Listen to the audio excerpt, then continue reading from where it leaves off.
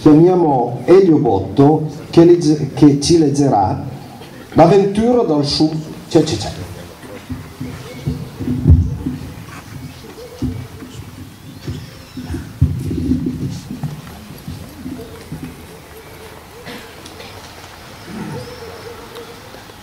Quando arrivai a Ciarzin, sa frustera, al sur Cecec, all'era più ben stagionato, con la sopruca finta, la dentera, borgo men pum e surt men agava.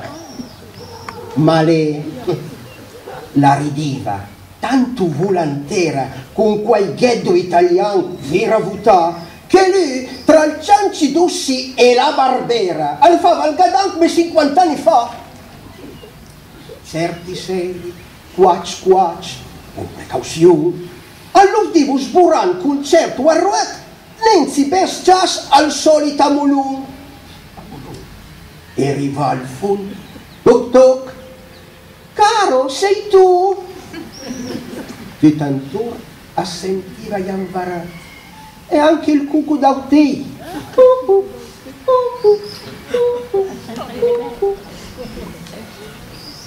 Ma la sera, stirla nel bocca lì, guardè che birichin, all'acqua ciò, e aian tirò il traverso in tocca curdin, proprio apposta per fare un gambarò. E lì andò a caimessa la calà e poi dopo la calà e quattro scalini, al suo scundi dreglis. Ci tu, le lo, all'arriva adesso, con la mulun pindvin. Da zin, da ziot, perché sa stiara poco. Aie, al ven adesso, patapim, patapum, in cri, e la mulun a toc.